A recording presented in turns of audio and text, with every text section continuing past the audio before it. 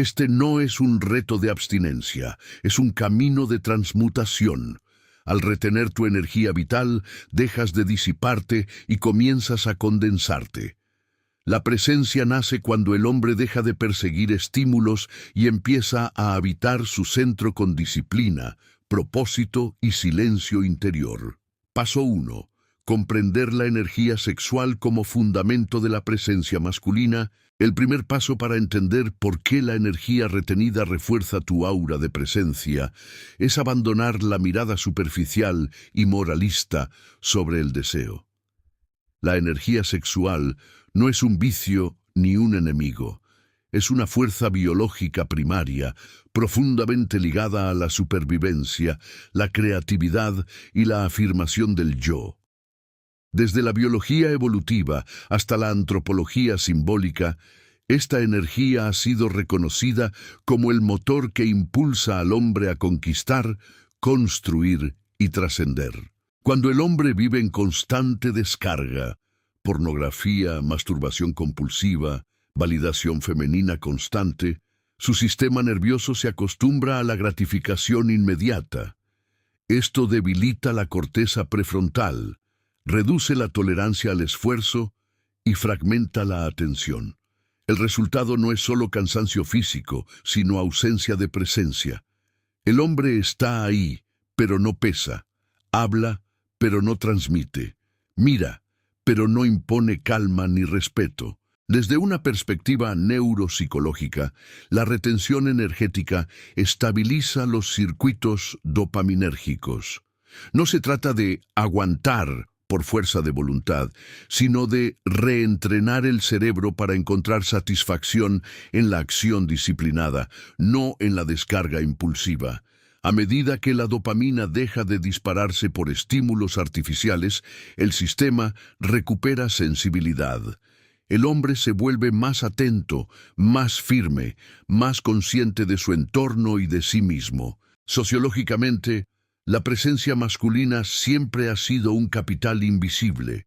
Los hombres que no se regalan, que no se muestran necesitados, que no persiguen aprobación, generan un campo de gravedad.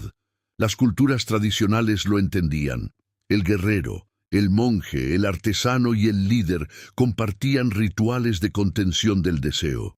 No por represión, sino porque sabían que la energía no dirigida se dispersa, y la dispersión es debilidad. Aquí entra el concepto de aura de presencia. No es misticismo barato, es coherencia psicofísica. Cuando tu energía no se fuga por impulsos repetitivos, tu cuerpo se alinea. Postura más firme, mirada estable, respiración profunda, voz pausada. Estos son indicadores somáticos que el cerebro límbico de otros percibe de inmediato. Por eso algunos hombres imponen respeto sin levantar la voz. No actúan la masculinidad, la encarnan.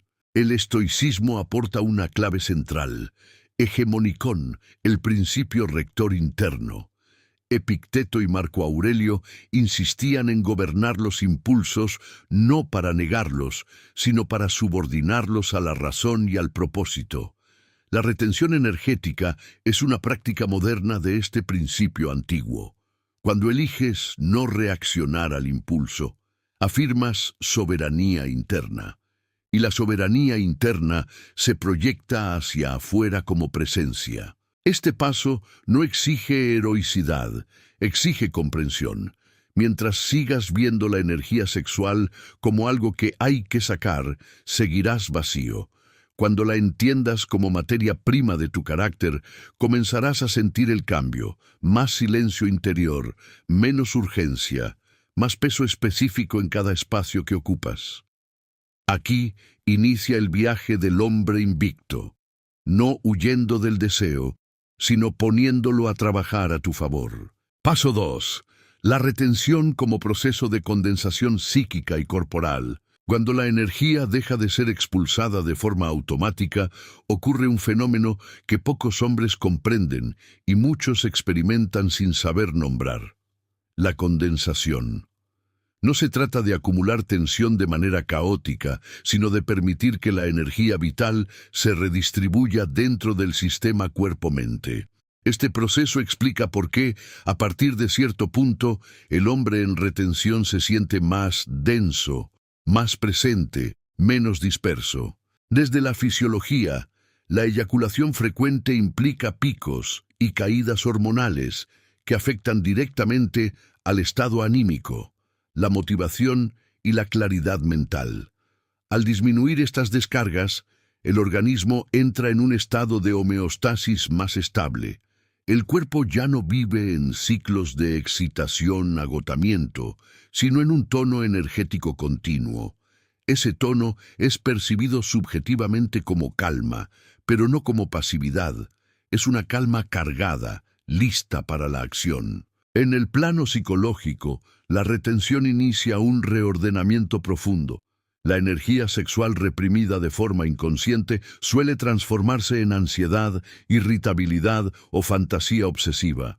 Pero cuando la retención es consciente y voluntaria, ocurre lo contrario. La energía se integra.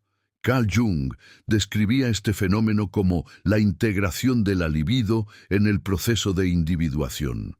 El deseo deja de ser una fuerza que arrastra y se convierte en una fuerza que sostiene. Esta integración produce un efecto clave. La atención se vuelve más unificada. El hombre deja de estar fragmentado entre impulsos contradictorios. Ya no está pensando constantemente en gratificación, validación o escape. Su mente se asienta. Y cuando la mente se asienta, el cuerpo la sigue, la postura mejora, los movimientos se vuelven más económicos, la mirada más directa. No es actuación, es coherencia interna manifestándose externamente. Antropológicamente, este estado ha sido descrito como contención ritual. En múltiples culturas, el hombre en procesos de iniciación debía abstenerse no solo del sexo, sino de estímulos excesivos. El objetivo no era castigar el cuerpo, sino densificar la psique. Un hombre denso es un hombre difícil de mover, de manipular, de distraer. Esa densidad es la base de la autoridad natural. Aquí es donde muchos fallan, confunden condensación con rigidez. No son lo mismo. La rigidez es tensión no integrada. La condensación es energía organizada. El hombre rígido reacciona. El hombre condensado responde. El primero se quiebra bajo presión. El segundo se afila. La diferencia está en la dirección del impulso, hacia afuera de forma compulsiva o hacia adentro de forma consciente.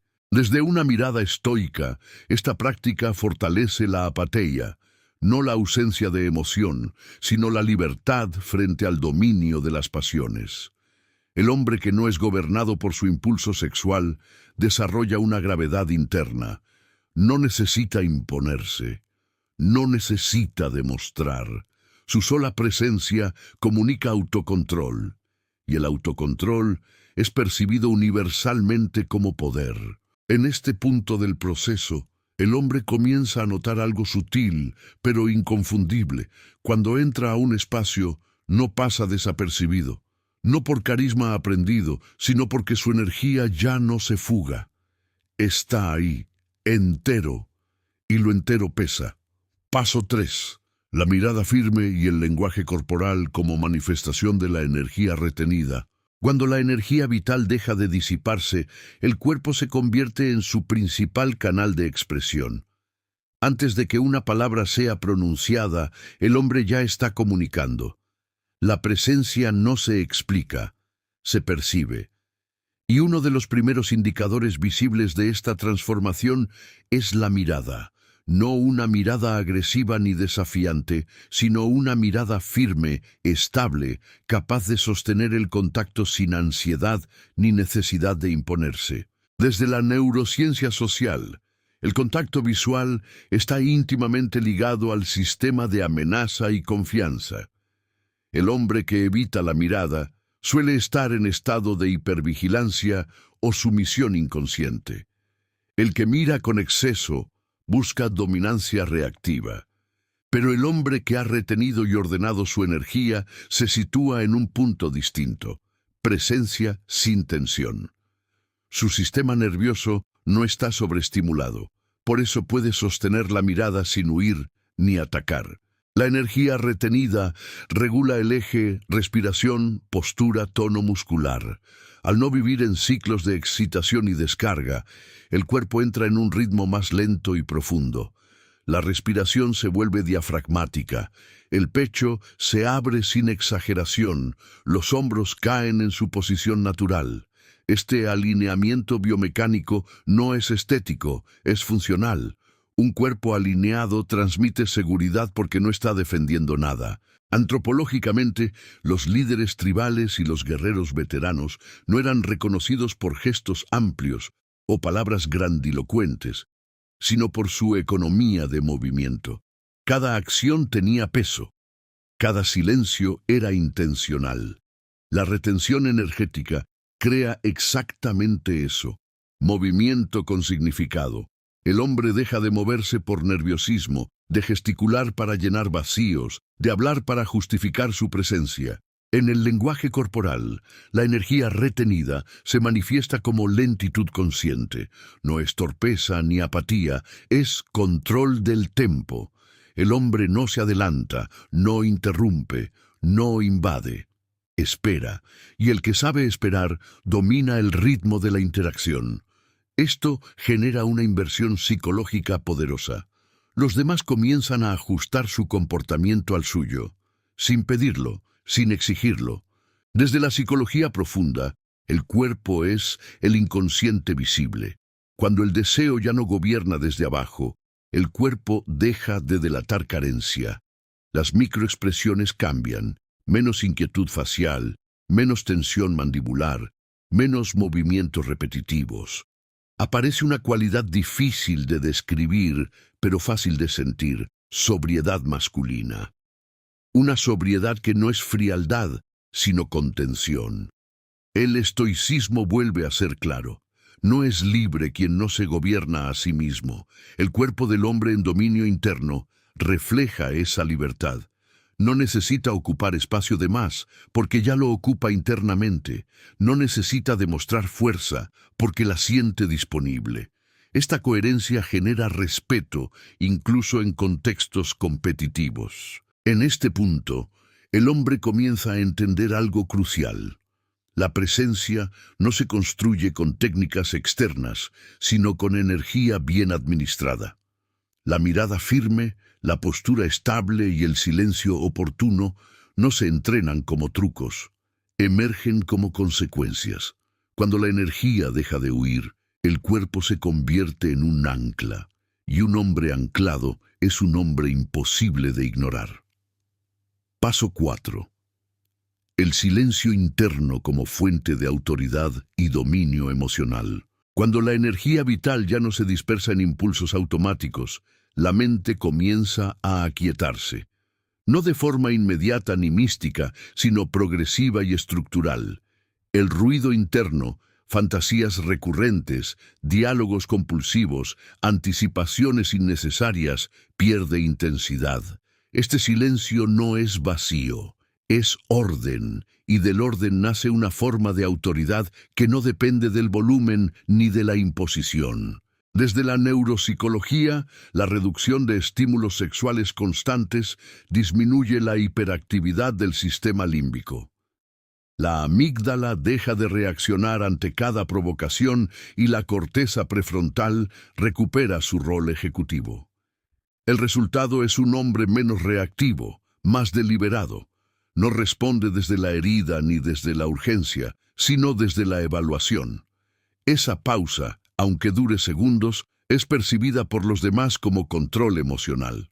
El silencio interno transforma la forma en que el hombre enfrenta el conflicto. Donde antes había impulsividad, defenderse, justificarse, atacar, ahora aparece espacio. Y en ese espacio surge la elección. El hombre puede decidir callar, responder, retirarse o confrontar sin perder el centro. Esta capacidad es la base de la autoridad real, no ser arrastrado por la emoción del momento. En términos sociológicos, los hombres que hablan menos pero con precisión tienden a ser escuchados con mayor atención. No porque tengan información superior, sino porque su palabra no está contaminada por ansiedad. Cada intervención parece necesaria, no decorativa. El silencio en este contexto se convierte en una herramienta estratégica. No es ausencia de voz, es voz contenida. Las tradiciones de formación masculina siempre entendieron esto. El monje, el samurái, el estoico romano compartían una práctica común: cultivar el silencio como forma de dominio interno. No huían del mundo, sino que se entrenaban para no ser dominados por él. La retención energética refuerza este entrenamiento porque reduce la dependencia del estímulo externo. El hombre deja de necesitar ruido para sentirse vivo. Psicológicamente, el silencio interno permite que emerja la intuición. Cuando la mente no está saturada de impulsos, empieza a captar patrones, tensiones, intenciones. El hombre percibe más y habla menos, observa antes de actuar. Esta cualidad genera una sensación de profundidad que otros sienten aunque no sepan explicarla. Estar frente a alguien que no se precipita produce respeto y, en algunos casos, incomodidad, porque el silencio expone. Desde el estoicismo, esta práctica se alinea con la tranquilitas animi, la tranquilidad del alma que no depende de circunstancias externas. Marco Aurelio insistía en que el verdadero poder es mantenerse imperturbable en medio del caos. El hombre que ha ordenado su energía sexual posee una ventaja silenciosa. Su centro no está en lo que ocurre afuera, sino en su gobierno interno. Aquí aparece una verdad incómoda. La mayoría de los hombres teme el silencio porque en él se revela la falta de control. Por eso buscan estímulos constantes. El hombre que se queda en el silencio y lo habita se vuelve raro, y lo raro impone presencia. No por extravagancia, sino por autodominio. En este nivel, la autoridad ya no necesita validación. El hombre no explica de más, no reacciona de menos. Su calma no es indiferencia, es solidez. Y la solidez, cuando es auténtica, se convierte en una fuerza que ordena el entorno sin esfuerzo visible. Paso 5. La disciplina diaria como estructura que sostiene la presencia. La energía retenida, si no encuentra estructura, se convierte en caos. No basta con conservarla, hay que canalizarla. Aquí entra la disciplina diaria, no como castigo ni rigidez militar, sino como el armazón que permite que la presencia masculina se sostenga en el tiempo. Sin disciplina, la energía se filtra por hábitos improductivos. Con disciplina, se transforma en dirección. Desde la psicología conductual, los hábitos repetidos construyen identidad. El hombre no es lo que piensa ser, sino lo que hace cada día cuando nadie lo observa. La retención energética aumenta la disponibilidad de energía física y mental. Pero si el día carece de estructura, esa energía busca salidas improvisadas, distracciones, irritabilidad, fantasías. La disciplina funciona como canal regulador, evitando fugas innecesarias. En términos neurobiológicos, la repetición disciplinada fortalece circuitos de autocontrol en la corteza prefrontal. Cada acción elegida conscientemente, entrenar aunque no haya ganas, trabajar con enfoque, cumplir horarios, refuerza la sensación de agencia.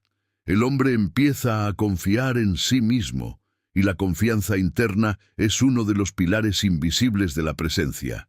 Cuando un hombre se sabe consistente, su cuerpo y su voz lo reflejan. Las culturas tradicionales lo entendían bien. El guerrero entrenaba incluso en tiempos de paz.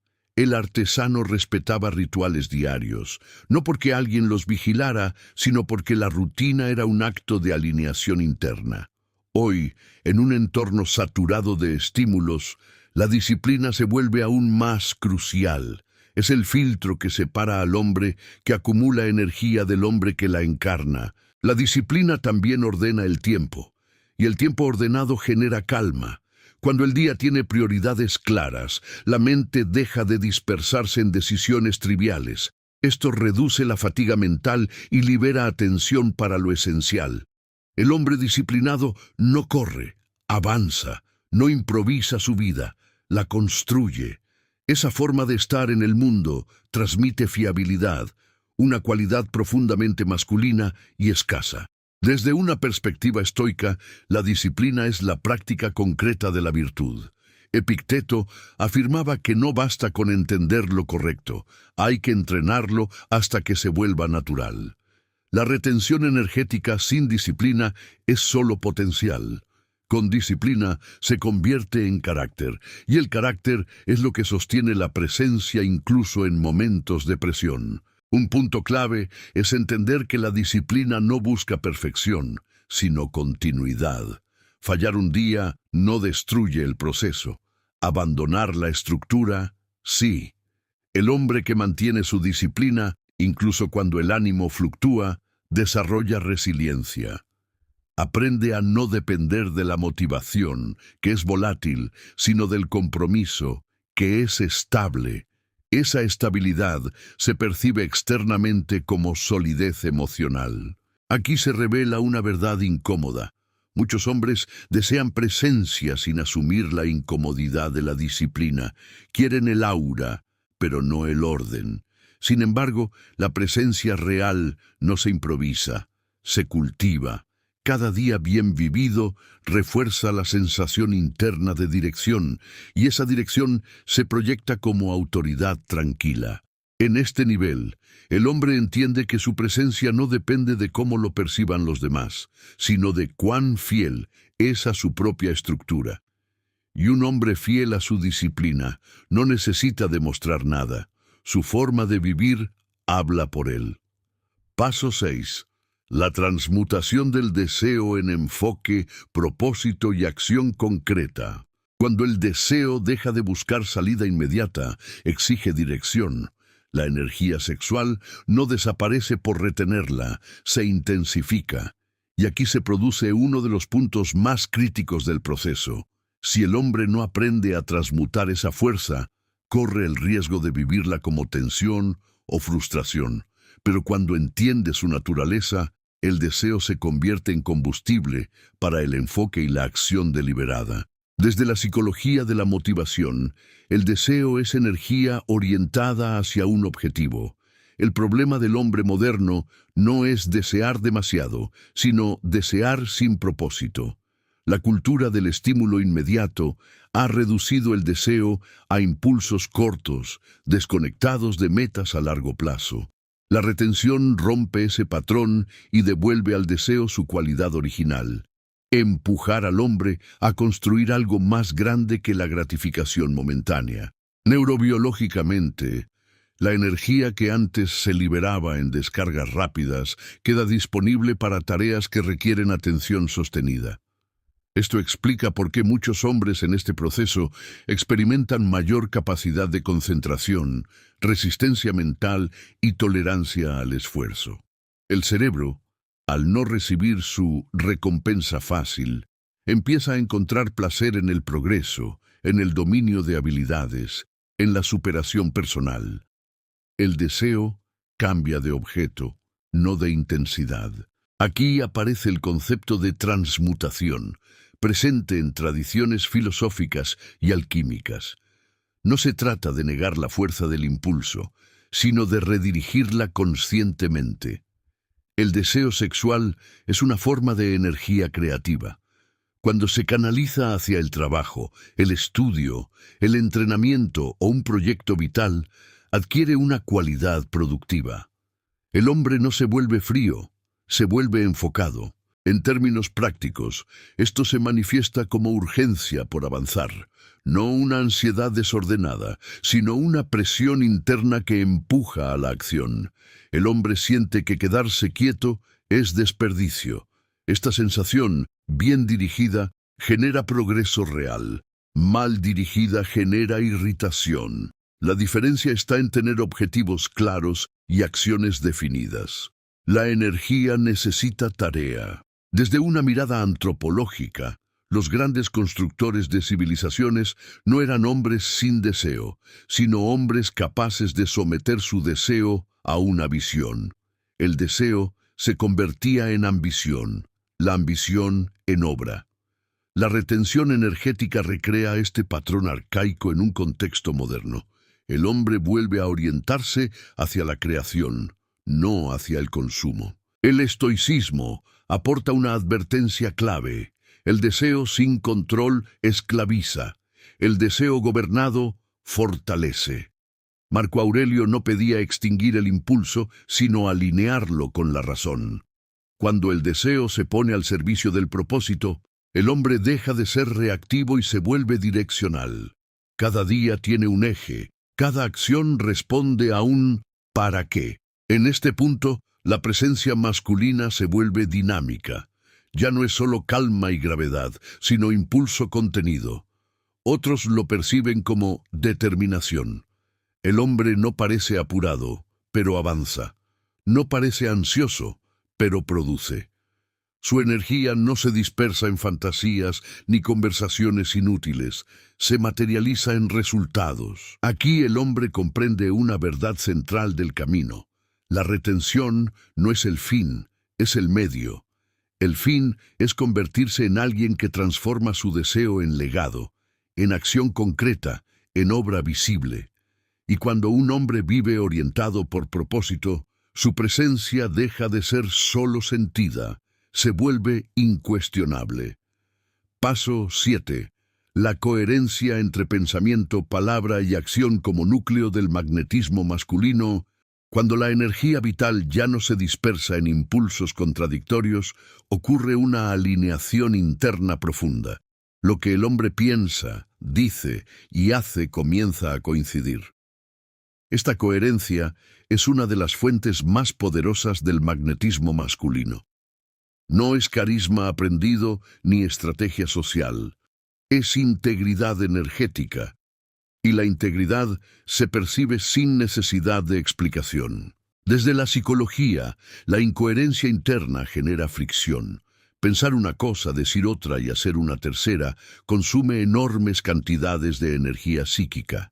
Esa fricción se manifiesta como ansiedad, duda y falta de presencia. En cambio, cuando hay coherencia, el sistema nervioso entra en un estado de eficiencia. El hombre no se corrige a sí mismo constantemente, avanza sin desdoblarse. La retención energética facilita esta alineación porque reduce el autoengaño. El hombre ya no puede anestesiar la incomodidad con gratificación inmediata. Si dice que hará algo y no lo hace, lo siente con más fuerza. Esto obliga a una depuración interna, o ajusta su palabra a su capacidad real, o eleva su acción al nivel de su palabra. En ambos casos, gana solidez. Sociológicamente, la coherencia es la base de la confianza. Los hombres coherentes son predecibles en el buen sentido, no porque sean rígidos, sino porque son fiables. Su sí pesa, su no es claro. No prometen de más, no hablan para agradar, no actúan para impresionar. Esa economía de expresión genera respeto automático, incluso en entornos competitivos. Desde una mirada antropológica, los hombres que ocupaban roles de liderazgo en comunidades tradicionales eran aquellos cuya palabra era ley no por fuerza, sino por consistencia histórica. Habían demostrado, a lo largo del tiempo, que lo que decían se cumplía. La coherencia construía reputación y la reputación construía autoridad. La retención energética permite recrear ese patrón en la vida moderna, donde la palabra se ha devaluado. El estoicismo vuelve a ser claro y exigente. Epicteto insistía en que el hombre debía vivir de acuerdo con sus principios, no proclamarlos. La virtud no se exhibe, se practica. Cuando pensamiento, palabra y acción se alinean, el hombre deja de necesitar validación externa. Su estándar es interno, y un hombre con estándar interno alto se vuelve naturalmente magnético. En términos prácticos, esta coherencia se manifiesta en detalles. Llegar a tiempo, cumplir lo acordado, hablar solo cuando hay algo que decir, retirarse cuando algo no es coherente con sus valores. Cada uno de estos actos refuerza la identidad interna. El hombre se reconoce a sí mismo como alguien confiable. Esa autopercepción se traduce en postura, tono de voz y decisión. Aquí aparece una verdad incómoda. Muchos hombres buscan magnetismo sin asumir el costo de la coherencia. Quieren ser admirados sin ser consistentes. Pero el magnetismo real no se fabrica. Emerge cuando no hay contradicción interna. La energía fluye sin bloqueos y esa fluidez se percibe como calma poderosa. En este nivel, el hombre entiende que su presencia no depende de técnicas sociales ni de aprobación. Depende de cuán alineado está consigo mismo. Y cuando un hombre se vuelve uno solo, sin fragmentarse entre lo que piensa, dice y hace, su sola existencia comunica estabilidad. Esa estabilidad atrae, ordena y, en silencio, impone respeto. Paso 8. La influencia silenciosa y el respeto que surge sin ser exigido. Cuando un hombre ha ordenado su energía interna, deja de empujar al mundo para ser reconocido. Algo cambia de forma sutil pero contundente. Las personas comienzan a ajustar su comportamiento en su presencia, no porque él lo demande, sino porque su estado interno influye. Esta es la influencia silenciosa, una forma de liderazgo que no se proclama, y por eso mismo resulta difícil de desafiar. Desde la psicología social, los seres humanos responden inconscientemente a señales de estabilidad, autocontrol y coherencia. El hombre que no reacciona de forma impulsiva, que no busca validación, que no compite por atención, envía una señal clara al entorno. No necesito probar nada. Esta ausencia de necesidad es interpretada por el sistema límbico de los demás como fortaleza. El respeto surge como respuesta automática. La influencia silenciosa se basa en el principio de regulación emocional. En grupos humanos, quien regula su propio estado emocional tiende a convertirse en referencia.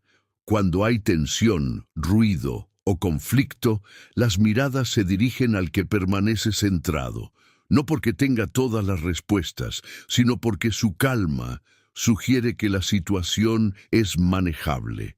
El hombre se convierte en ancla. Antropológicamente, este tipo de influencia siempre ha existido. El anciano sabio, el jefe experimentado, el guerrero veterano no necesitaban hablar mucho. Su historia, su forma de estar, su silencio cargado de intención bastaban.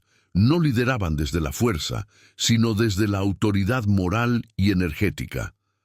En sociedades modernas saturadas de discurso y opinión, este tipo de presencia se vuelve aún más poderosa. Aquí aparece una diferencia crucial. Respeto no es miedo y tampoco es simpatía. El respeto nace cuando los demás perciben que el hombre no es manipulable, no se altera por halagos ni se derrumba por críticas. Esta estabilidad lo vuelve difícil de mover de su eje, y lo que no se mueve fácilmente se considera sólido.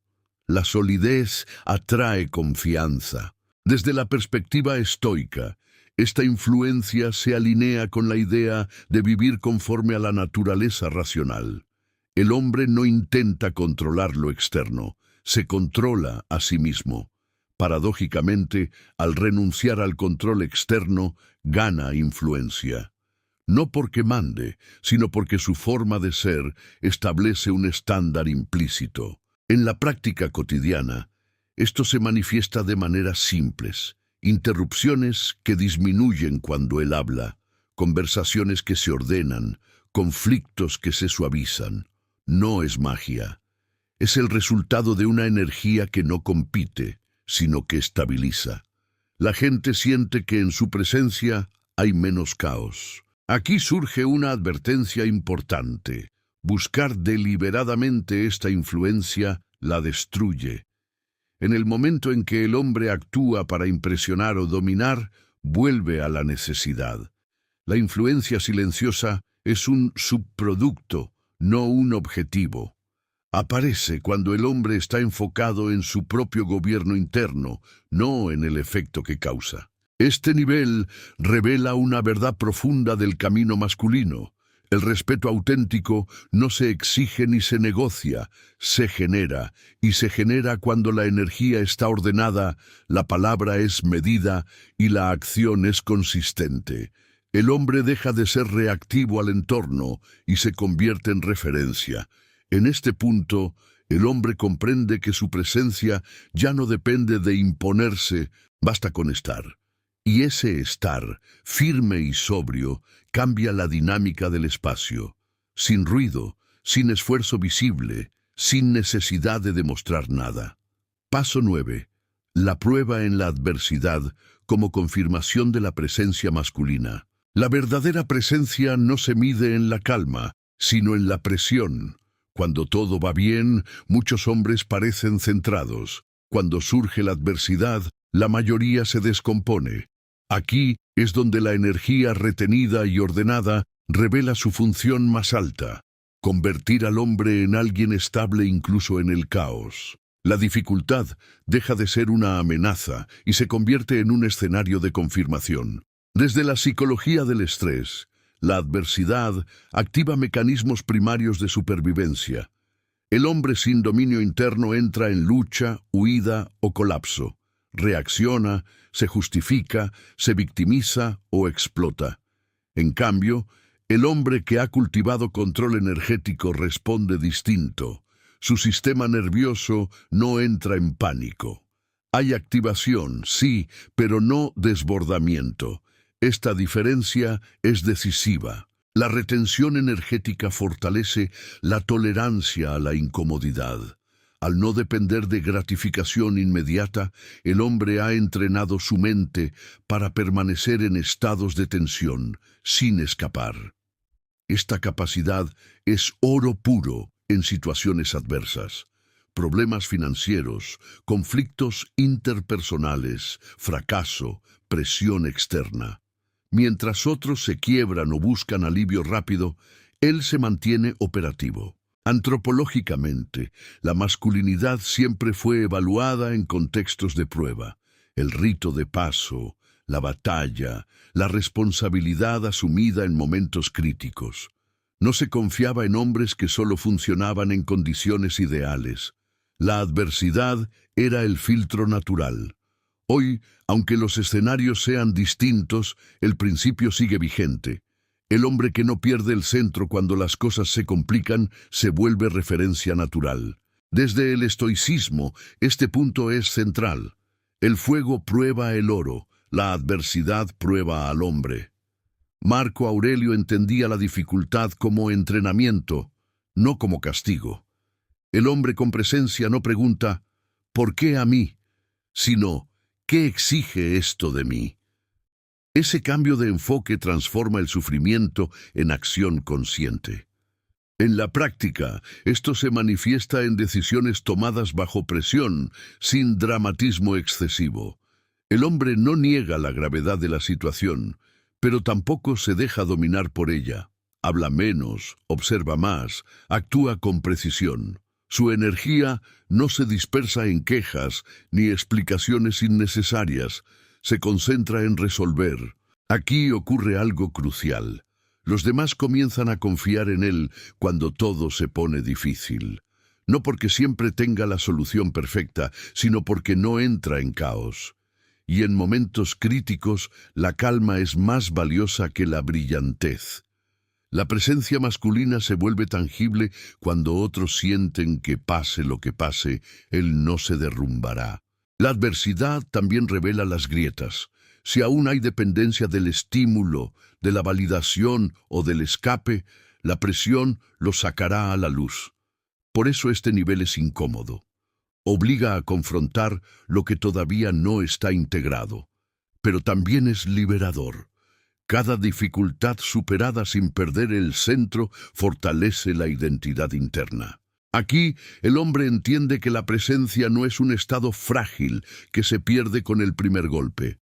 Es una estructura interna que se prueba, se tensa y se reafirma con cada desafío.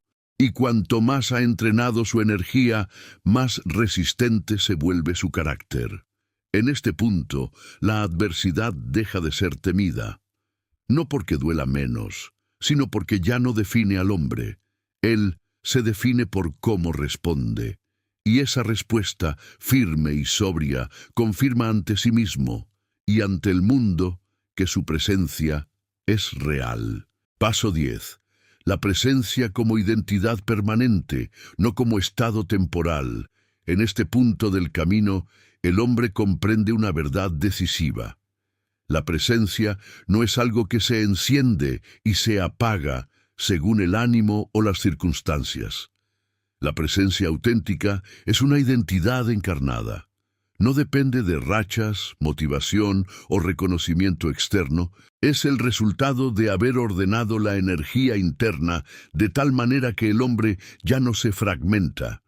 Muchos confunden presencia con confianza pasajera. Se sienten fuertes cuando todo fluye y débiles cuando algo falla. Aquí ocurre lo contrario. El hombre ya no se define por lo que siente, sino por quién ha decidido ser. La energía retenida, transmutada y dirigida ha dejado de ser un esfuerzo consciente y se ha integrado al carácter.